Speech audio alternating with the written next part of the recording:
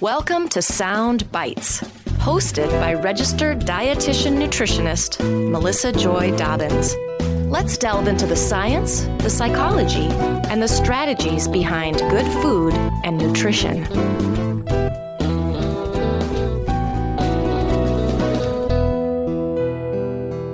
Hello, and welcome back to the Sound Bites podcast. Today's episode is about ultra-processed foods.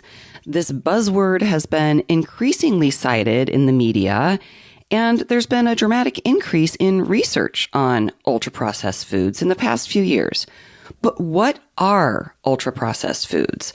Are they causing obesity and chronic diseases like diabetes and heart disease? Are we eating more of them than ever before? Should we be avoiding them? All of those questions and more will be answered today. My guest today is Dr. Mark Messina. Dr. Mark Messina has a PhD in nutrition. He has been focused on soy and soybean components for the past 32 years. He's currently Director of Nutrition Science and Research at the Soy Nutrition Institute Global, and he's an adjunct associate professor with Loma Linda University. Welcome to the show, Dr. Messina. Oh, thank you. It's good to be here. Well, welcome back, I should say. You were on episode number 148 talking about a soy research update, cancer, allergies, and protein. It's a very popular episode, and I encourage people to check it out. And you can get one free continuing education unit if you are a dietitian, diet technician, or certified diabetes care and education specialist. And speaking of that, we are submitting this episode today for continuing education. So stay tuned for that and check out my CEU page. I currently have over 30 free CEU activities available at soundbitesrd.com/free CEUs. So Dr. Messina, please tell our listeners more about yourself and your background. And if they want to take a deeper dive, again, they can go back and listen to 148. But for the purposes of our conversation today, would love to hear more about the work that you do and how the soy guy, quote unquote, got interested in ultra-processed foods. That's my favorite topic, talking about myself, I guess. As you mentioned, I've been in the field for about 32 years. I have a PhD in nutrition. I also have a master's degree in nutrition. And after graduating, I began working for the NIH. Specifically, the National Cancer Institute, became interested in soy foods. And since about 1990, I've really focused entirely on soy foods and soybean components. So I spend most of my time writing and reading about soy and also speaking about soy and doing interviews like this one. Excellent. And fun fact, your wife's a dietitian. So we talked about that back in episode 148. Now, I recently did an episode on processed food, which I'd been wanting to do for a really long time. And that's also a very popular episode. It's number 198 if anyone's interested. So ever since then, I've been wanting to do an episode on ultra-processed foods to kind of continue the conversation. And coincidentally, I recently saw you present on this topic. So I'm really excited to have you back on the podcast. While our focus is on ultra-processed foods, as a soy foods expert, you're going to be speaking to soy foods and using those as examples. But if you want to kind of help me and our listeners make the connection as to, why is the soy foods guy talking about ultra-processed foods? Yeah, I'd be happy to do that. And it's surprising to me that I'm actually talking about this topic because I haven't focused on processing or ultra-processed foods until about 1 year ago. And that's because there's a connection between ultra-processed foods and some of the more commonly consumed soy foods. So let me provide a little bit of background. The term ultra-processed foods was actually coined in 2009. So if you look at the world scientific literature, you actually don't see any papers published on ultra-processed foods before 2009. And since that time, the research has exploded. Mm-hmm. The term ultra-processed foods was coined by Brazilian researchers who developed or created a new food classification system called NOVA. It's not an acronym. It doesn't really stand for anything. It does mean new in Portuguese. Perhaps that's why they chose that word. So they came up with a food classification system based entirely on the extent to which foods are processed. Now, there are a lot of food classification systems out there, and these are designed to be a guide for consumers a simple way that consumers can help identify foods that are healthy from foods that are less healthy. But without exception, those existing food classification systems are really just based on nutrient content.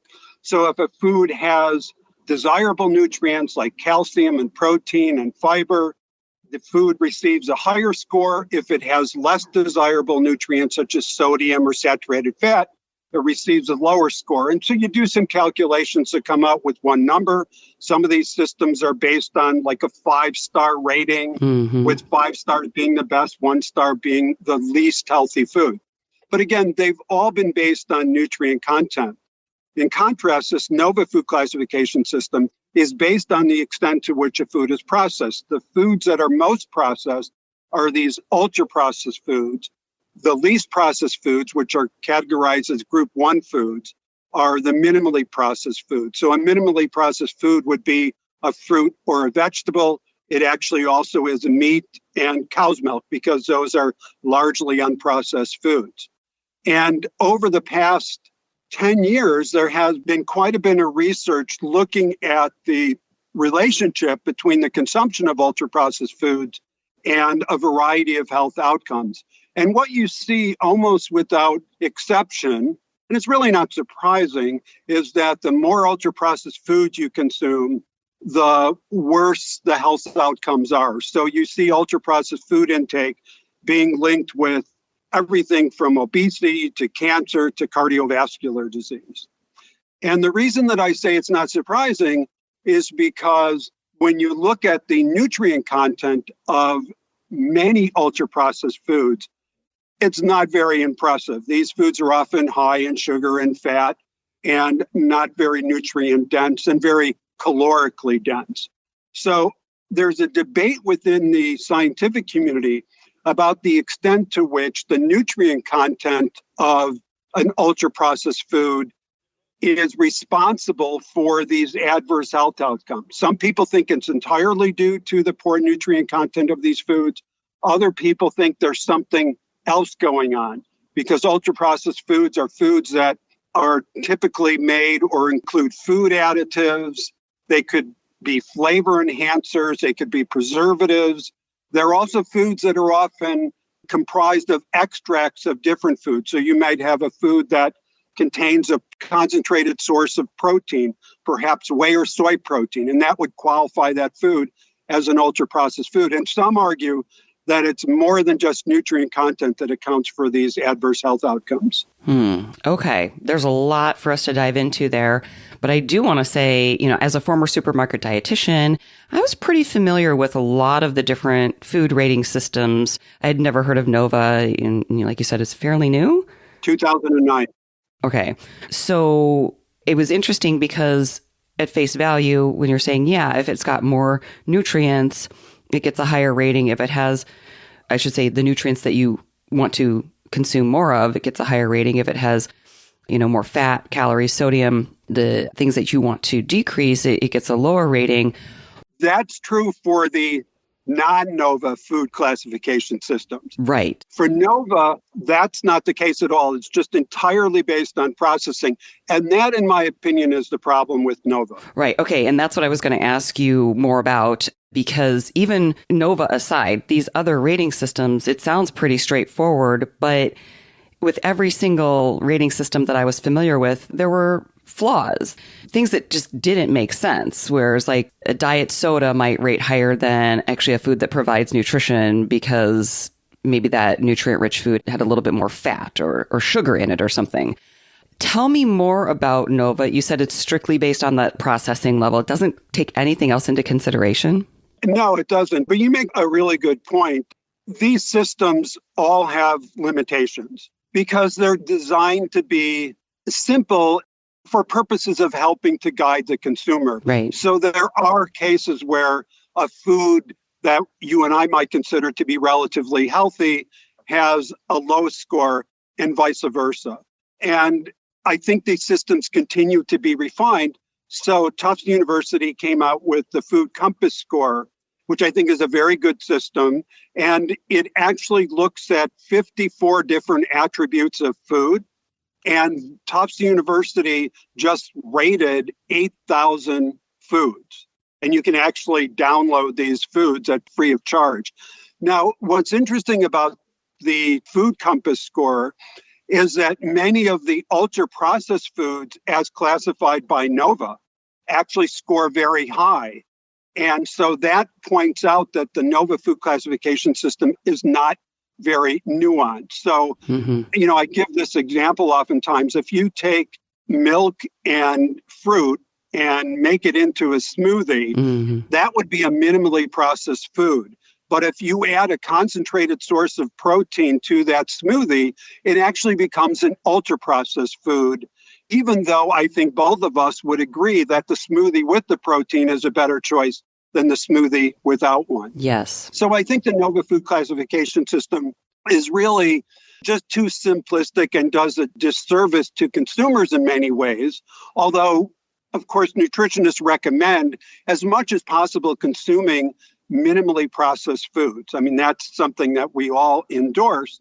But one of the leading authorities in this field actually analyzed the diets of individuals and found that it was very difficult to meet nutrient needs if you only consume minimally processed foods or if you only consumed ultra-processed foods. So what he found was that you needed a combination of minimally processed foods and ultra-processed foods to actually meet all of your nutrient requirements, because many ultra-processed foods are fortified with a variety of vitamins and minerals, and many of these vitamins and minerals are shortfall nutrients. These are nutrients that we typically do not consume sufficient amounts of.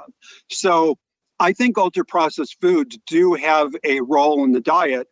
And the reason I got interested in this field in the first place is because the plant milks in general, so oat milk, pea milk, soy milk, and the plant meats, whether they're made from wheat or pea or soy, are generally classified as ultra-processed foods. And I think that is scientifically unjustified. Right. So, I talk about nutrient-rich foods on every episode, I'm sure, that comes up.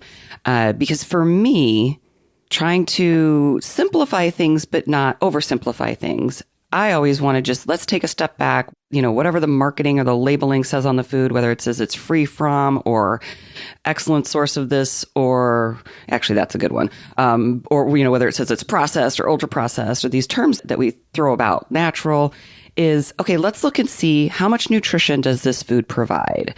How many of these nutrients, like you said, these shortfall nutrients or the nutrients to encourage, nutrients of concern versus the things that we want to limit or not be excessive in calories, sodium, fat, saturated fat, sugar. How much nutrition is that food providing? And for me, that kind of just levels the playing field and keeps our eye on the prize.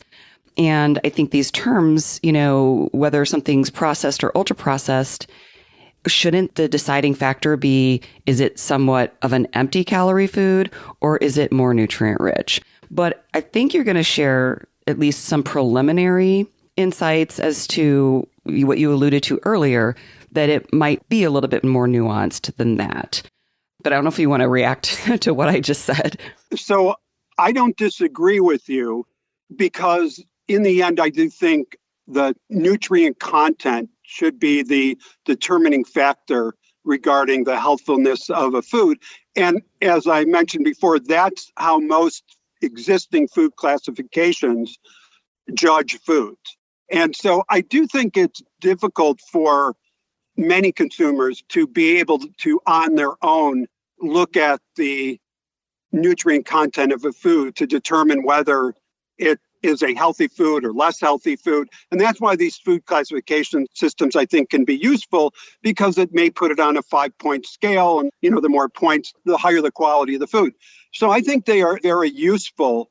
But the NOVA system thinks that you also have to take into consideration, for example, whether a product has an emulsifier or a food additive as part of the makeup.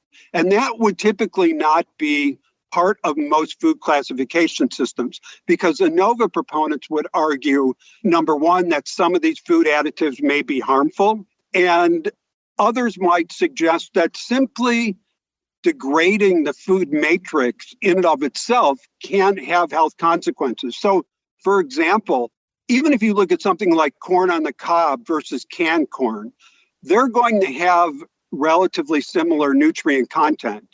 But the act of chewing itself may actually cause some physiological changes that could have a more or less desirable effect on how you handle that particular food. Or if you are looking at the sugar content of a food to determine whether that food is going to affect your blood glucose levels, if the sugar is part of the food in its natural state, it may have a different effect from a food that contains the same amount of sugar, but the sugar is not part of the food matrix. And so I do think that we have to at least consider the possibility that we have to look at more than just the nutrient content of a food. You know, the other issue that goes along with that is that there are, as you well know, non-nutrients in foods, these often referred to as phytochemicals, that can have an effect on our health.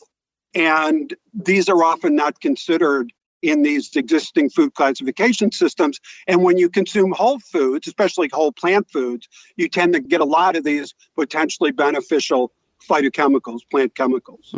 Also sometimes called phytonutrients, right? Yep.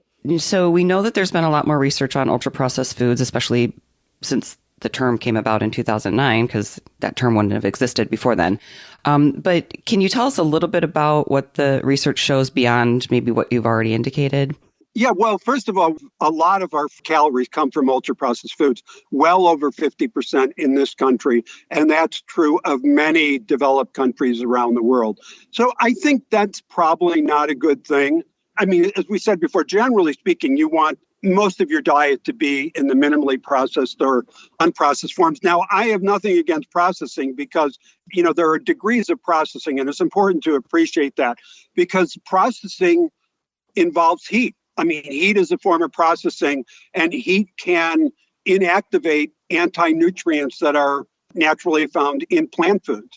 In some cases, the processing, such as fermentation, can actually create beneficial compounds that aren't in the unfermented food itself. So it's all about the degree of processing.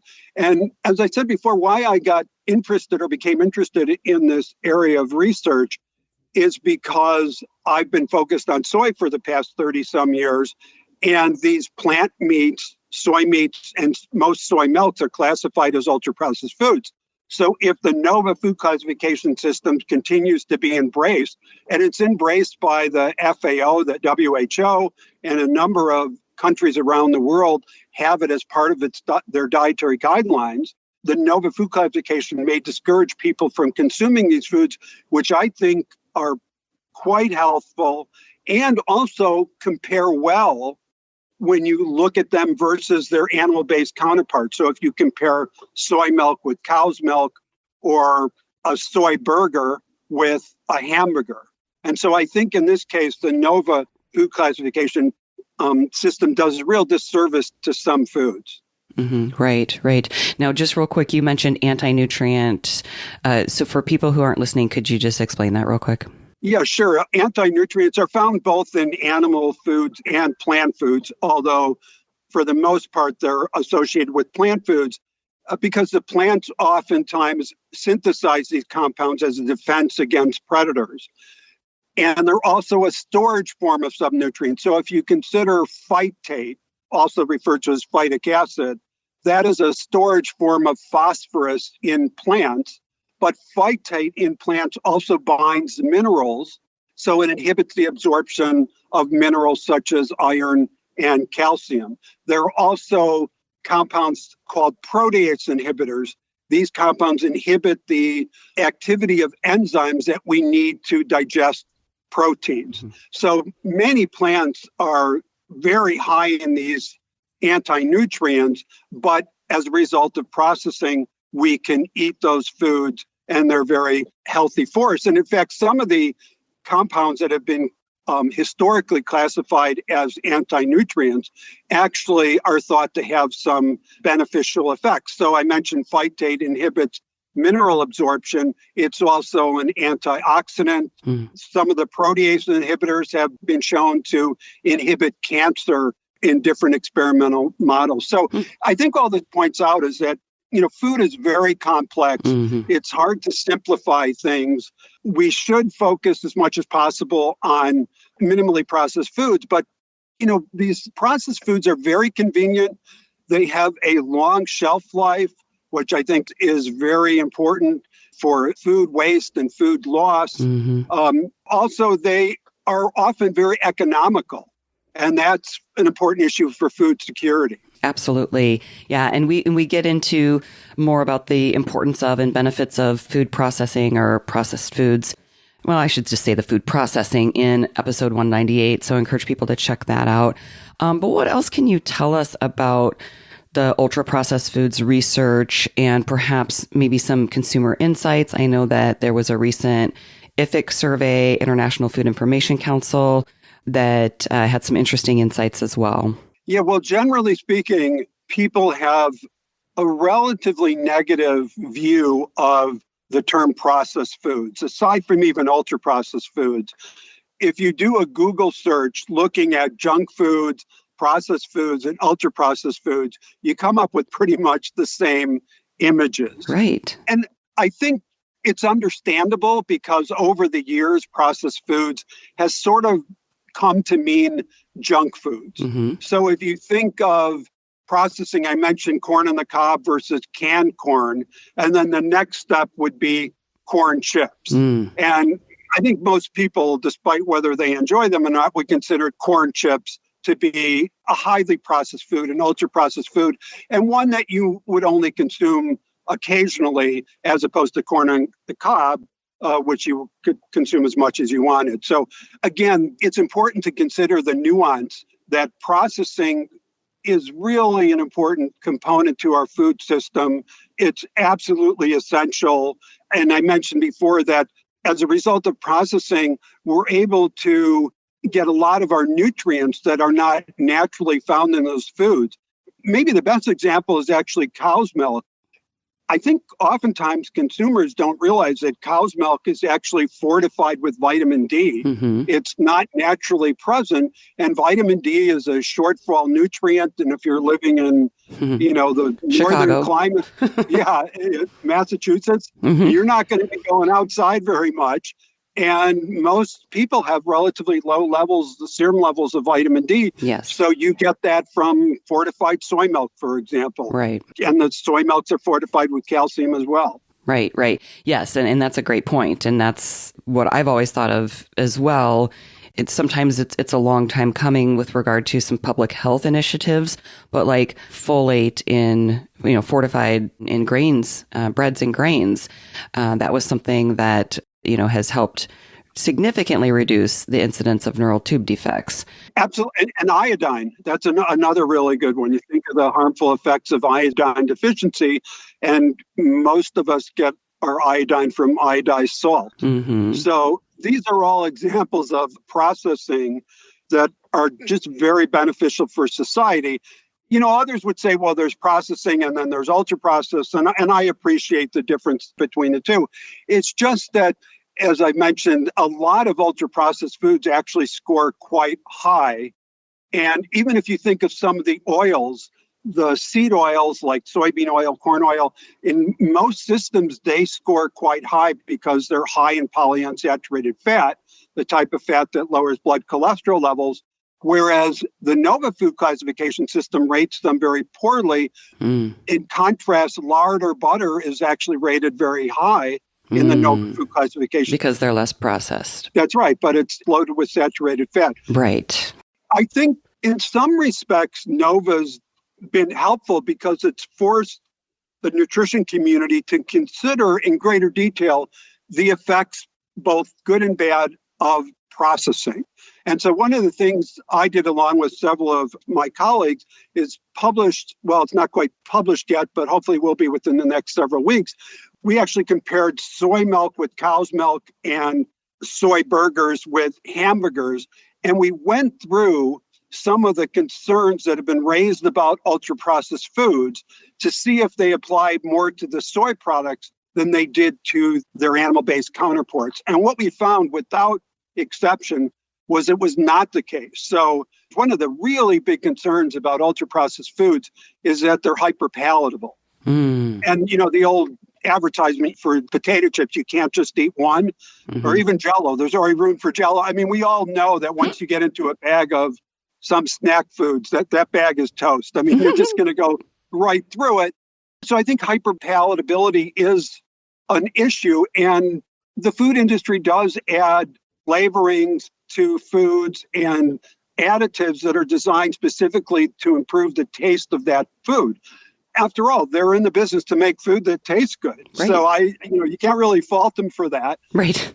So there are a lot of these issues, but when we went through the soy meat versus the hamburger and the cow's milk versus the soy milk, we found that none of these concerns about ultra-processed foods actually applied to the soy-based products. So that's really what got me interested. I hate to see someone not eat a soy burger or drink soy milk simply because they heard that they were classified as ultra-processed foods by the NOVA food classification system. Right. So could you expand a little bit on this research in this paper coming out? Was this perceptions of consumers, or was this a trial? I'm confused on the methods. Yeah, I'd be happy to do that. And your confusion is understandable.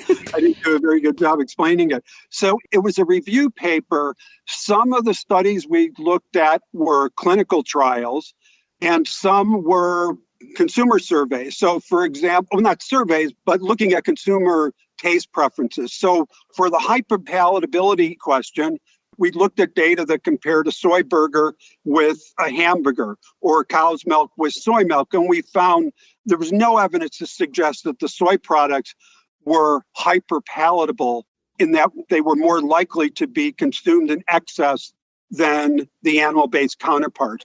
We also looked at the effects of soy milk and cow's milk on blood sugar levels. So those were clinical trials. No difference whatsoever between the two. So we looked at chewing time, because the faster you can eat something, the greater the likelihood is that you're going to overconsume it. And so I'm a really fast eater, and my wife is always telling me to slow down. And, there are a lot of fast eaters out there. And it takes a while for your senses to kick in so that you would actually register that you're full. So it's good to eat foods a little bit more slowly.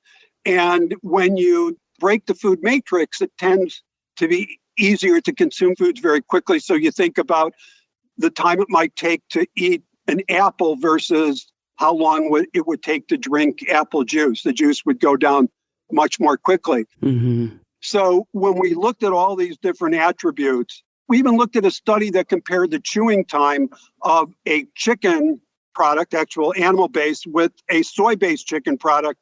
And the time it took to chew 5 grams was no different between the two products. So I think this paper will make a contribution to the literature, because it points out that simply because NOVA classifies a food as in one way doesn't mean that it can't make a contribution to the diet. The other issue is that some of the ultra-processed foods are thought to be bad for the environment because of the packaging involved. And that is an issue. I think we all agree that there's too much packaging, not only for foods, but a lot of the products that we buy. But again, it doesn't apply more to the soy products than it would to cow's milk or hamburger. Right. Okay, so the hyperpalatability and this information that you're sharing regarding this research that you did, is that also speaking to the energy intake rate that you were talking about in your presentation? Yeah, that seems to be a really important one. And it was highlighted by a study published in 2009 by Hall and colleagues, who are internationally recognized obesity researchers. And they actually helped put the NOVA food classification system on the map, because they set out to determine how an ultra-processed food diet would affect health in comparison to a diet based entirely on unprocessed foods. So they actually had volunteers that were in a metabolic ward, so they knew everything that they were eating, and they could eat as much food as they want. For 2 weeks, they consumed an ultra-processed food diet, and for 2 weeks they consumed a minimally processed food diet. And what they found, much to their surprise, and they acknowledged that in their research paper, is that when the participants were consuming the ultra-processed food diet, they actually gained a little bit of weight. And it was just over a 2-week period. When they consumed the unprocessed food diet, they lost a little bit of weight. And the difference between the two results was statistically significant, which means that it likely did not occur by chance. So in other words, the evidence was suggesting that the ultra-processed foods may have contributed to weight gain. But what they also acknowledge in the paper is that the ultra-processed foods were more energy dense. They had more calories per gram. You could also eat those foods more quickly. So if you can eat the ultra-processed foods more quickly and they have more calories per amount of food, you're going to be able to consume more calories. And that's exactly what happened. The participants consumed about 500 calories more per day when they were consuming the ultra-processed food diet. But again, it's not that surprising because the ultra-processed foods were consumed more quickly and they were more energy dense. And that's exactly what you would expect. Right. And if they're consuming more total calories, you would expect them to gain weight. That's what happened. But the study is being cited as evidence that ultra-processed foods can contribute to obesity. And that might be the case. I mean, of course, as you know, obesity is a complex issue and multifactorial. There are many reasons for why so many of us are overweight and obese. But then if you get back to the soy versus animal comparison, you can't drink soy milk more quickly than cow's milk. Right. And the same thing for the burgers. And the energy density, the number of calories per gram, is actually lower in the soy milks and in the soy burgers. So again, those criticisms of ultra-processed foods don't apply to these soy products. Right. So with that energy intake rate, these hyperpalatable ultra-processed foods, it's just easier to unknowingly get more calories when you're choosing those. That's right. And it has to do with satiety, the feelings of fullness. As I said before, the more quickly you can eat foods, and if they're more energy dense. That's interesting. You think about any food, if you go back to that corn chip, corn on the cob, canned corn, I mean, you can eat a heck of a lot of calories in corn chips. Yeah. Much more so than corn on the cob. And if you don't put butter on or, some sort of oil on corn on the cob, you're probably not going to eat that much to begin with.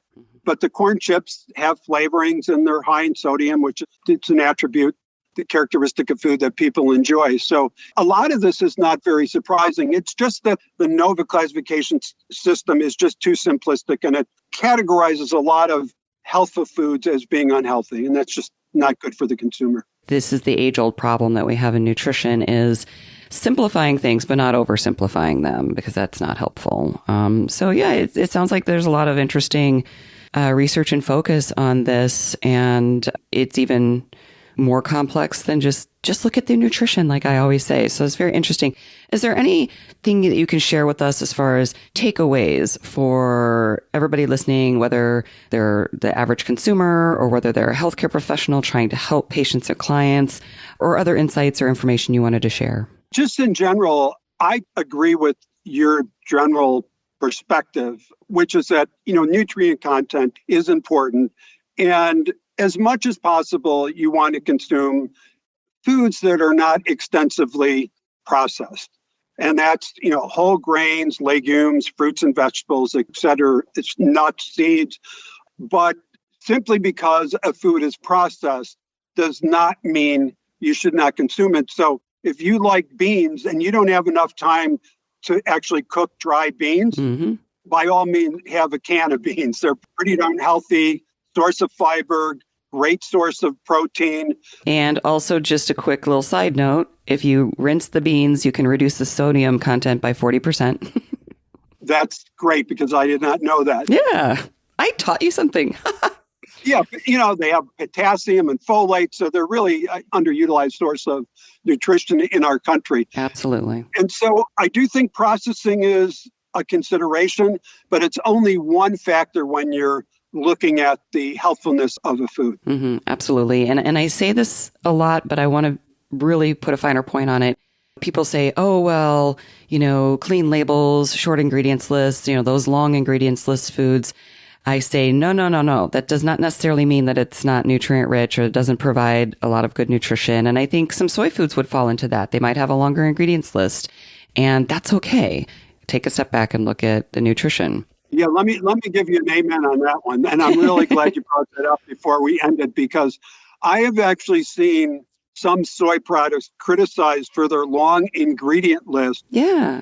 And the reason the ingredient list was long was because they had vitamins and minerals added to it. Yep. I mean, that's just, it may work well in the form of marketing, but it's really quite dishonest. So ingredient list really has nothing to do with the quality of the food itself.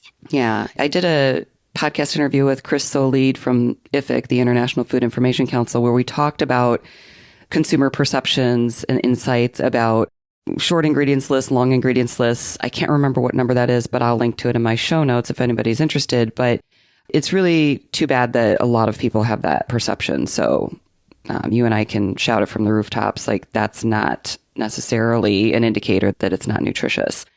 Any other takeaways or final thoughts as we're wrapping up here? Well, since you referred to me as the soy guy early on, I'll just give a plug for soy foods. I think soy can make an important contribution to an overall healthy diet.